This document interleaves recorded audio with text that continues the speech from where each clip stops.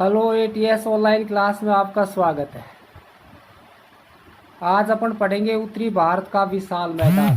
पिछले वीडियो में भी इसके बारे में कुछ जानकारियां प्राप्त की थी। एक बार पुनः अपन भारत के नक्शे में देखें कि ये उत्तर का विशाल मैदान है, ये कहाँ भारत के नक्शे में कहाँ फैला हुआ है।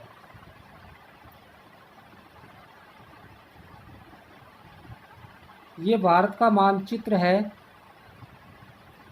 इस मानचित्र में अपन देखेंगे कि ये विशाल मैदान कहाँ फैला हुआ है।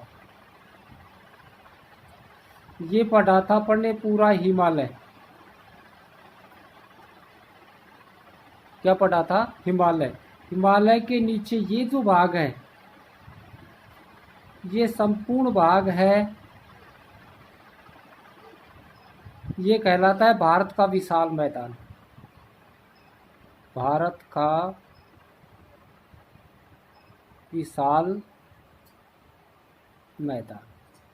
अपन ने पढ़ा था कि ये विशाल मैदान जो है ये लगभग 3200 किलोमीटर लंबा, कितना? लगभग 3200 किलोमीटर लंबा। अगर इसके विस्तार से जाने तो इसे कहते हैं सिंधु गंगा ब्रह्मपुत्र का मैदान। इसे सिंधु गंगा ब्रह्मपुत्र का मैदान भी कहा जाता है। अगर इसकी चौड़ाई की बात करें तो यह है लगभग 150 से लगभग 300 किलोमीटर चौड़ा है। यानी यूँ चौड़ाई की बात करें ऐसे, ये चौड़ाई कितनी इसकी 150 से 300 किलोमीटर। और यूँ लंबाई की बात करें यूँ तो लंबाई है इसकी 3200 किलोमीटर। ये देखिए, इस ब्रह्मपुत्र नदी से सिंधु नदी, ये सिंधु नदी है जो पाकिस्तान से होकर के बह करके अरब सागर में गिरती है। जिस पाकिस्तान का जो भाग है ये भाग भी इसमें सम्मिलित है। यानी पाकिस्तान में स्थित सिंधु नदी से लेकर के और पूर्व में ब्रह्मपुत्र नदी तक का ये पूरा जो विशाल मैदान है इसे उत्तर भारत का विशाल मैदान कहा जाता है। यार ये अपन ने पढ़ा कि 150 से 300 किलोमीटर चौड़ा है। और यदि यहाँ जलोढ़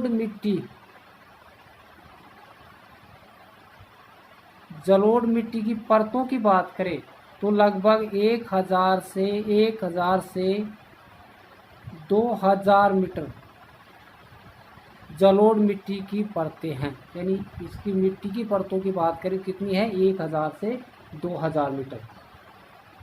देखिए, सामान्यतः इस मैदान को चार भागों में बांटकर पढ़ा जा सकता है। अब इसको कितने?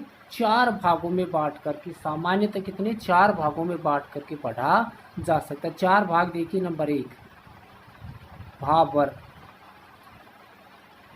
दूसरा है तराई, तीसरा है खादर और चौथा है बागर। कितने भाग हो गए? 4। भाबर, तराई, खादर और बागर। अगर आप इसको मानचित्र में देखें कि भारत के उत्तर से दक्षिण तक ये जो 4 भाग मैदान के दिखाई देते हैं, ये इसका विस्तार कैसे है अगर एक मानचित्र में देखें तो मान लो अपन देखें ये जो है ये हिमालय है, हिमालय। और यहाँ से कोई नदी उतरती है, ये क्या है? नदी।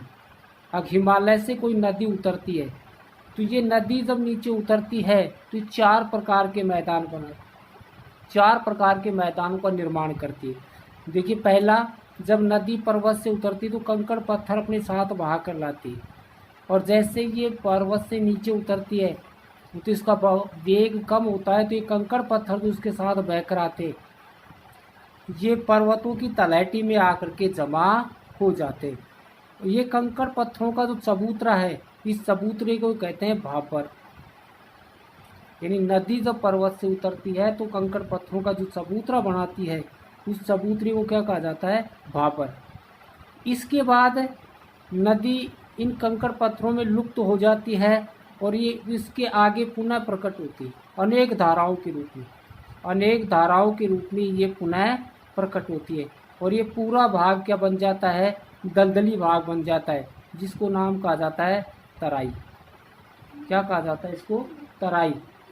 इसके बाद ये नदी एक रास्ता बना करके प्रवाहित होने लगती है, लेकिन कभी कभी जब इसमें बाढ़ आती है तो इस नदी का पानी तटों को तोड़कर बहुत अधिक बड़े भाग में फैल जाता है, बहुत बड़े भाग के अंदर फैल जाता है।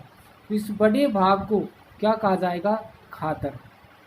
पिछले वीडियो में पढ़ा था वह भाग जहाँ नदियों को बाढ़ का जल पहुँचता है उसको क्या कहा जाता है? खातर। लेकिन इनके बीच बीच में रेत के कुछ ऊंचे टीले रह जाते हैं, जिनको क्या कहा जाता है? बागर। क्या कहा जाता है उसको? बागर। तो 4 भाग हो गए इसके। भाबर नंबर 1, तराई नंबर 2, खादर नंबर 3 और बांगर नंबर 4। इस प्रकार से भारत का जो विशाल मैदान है इसे 4 भागों में बांट करके पढ़ा जा सकता है। एक बार पुनः देख ले। भाबर नदी जब पर्वतों से उतरती है तो पर्वत पदीय भागों में कंकड़ पत्थरों का एक चबूतरा बना देती है, जिसे क्या कहा जाता है? भाबर। भाबर के आगे नदी पुनः अनेक छोटी छोटी शाखाओं में पुनः प्रकट होती है, दलदली भाग बन जाता है, जिसे क्या कहा जाता है? तराई।